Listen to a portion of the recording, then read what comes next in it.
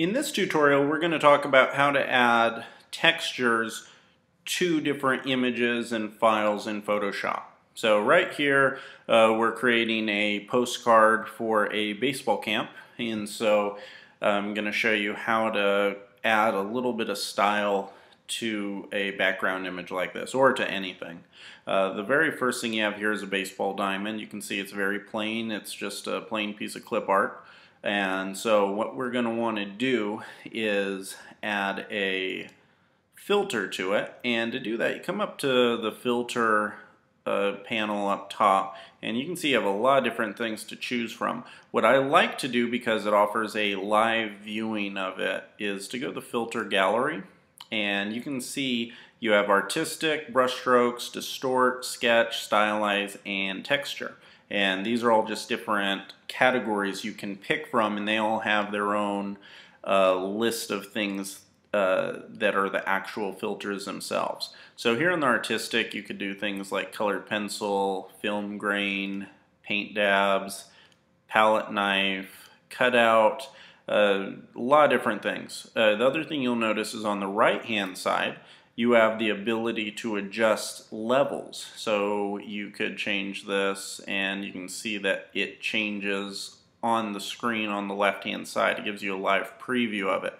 Every one of these has different items that you can control. So say that I were to get out of that and get into brush strokes and go to ink outlines, you see on the right hand side you actually have different things that you can pick. And so as you're creating projects, you can play with all of these, see which ones work for you. Honestly, I usually only use a handful of them just because they're my favorite and they work well. So what we're going to use for this one is actually a texture. So come here and click on texture, click on the little arrow, and it'll drop these down. And you can see you can pick from crackly, grain, mosaic tiles, texturizer, stained glass, and patchwork. Crackly is one that I actually use quite a bit.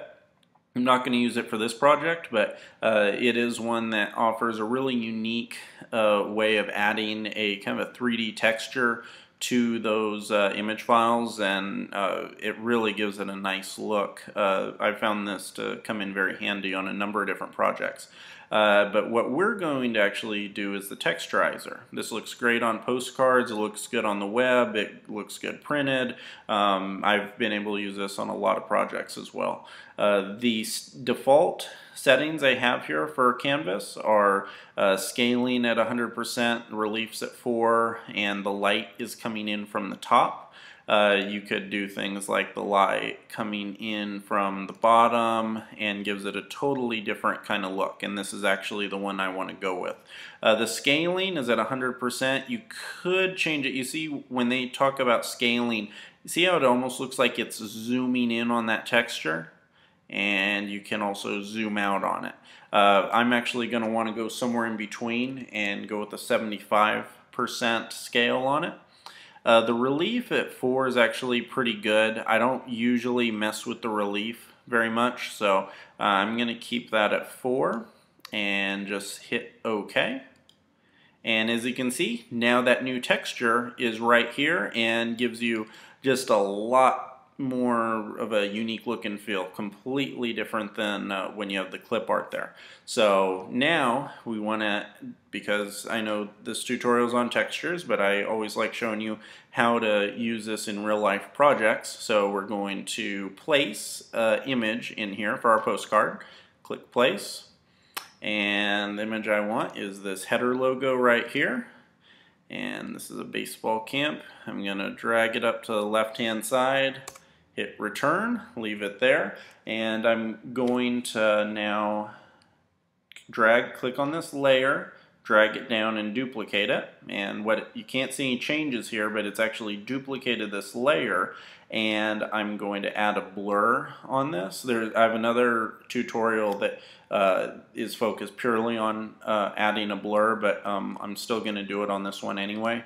You can go up, right-click it, right-click that layer, click on Rasterize Layer, and come over here, and you want to switch it so the black is in the background, and then hit Command-Delete.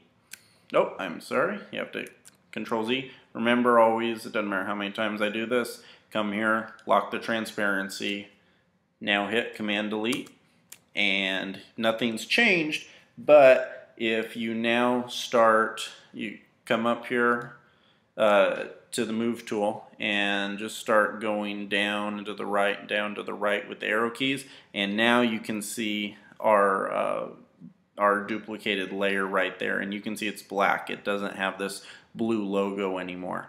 Now to add a nice blur effect that creates a shadow on that, what we're going to do first, now come and unlock the transparency, and we're going to go back up to the filters, go down to blur, and then select Gaussian blur.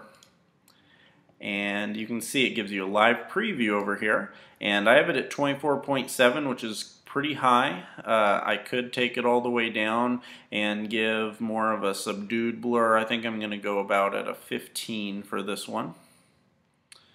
Let's see. Just type it in, hit OK, and you can see now you have a great looking shadow right there. Gives that combined with the texture gives almost a 3D kind of effect. And then we'll add some text, and I'm going to do the vertical text type tool, and I'm going to say baseball camp. It's important when you are using the vertical selection or the vertical text tool, you want to do your words in reverse if you're going to have them on different lines. So I'm actually going to type in camp first, and then hit return, and then type in baseball. And you can see baseball is on the left hand side, camp is on the right. So just a little trick when you're using text. Now hit Control T, and we're going to expand that out. Hit enter, and now you have your postcard right there. Good job if you followed along. You now know how to add textures and even shadows to your Photoshop images. Please let me know if you have any other questions or any other additional things you'd like to learn in Photoshop. Have a great day.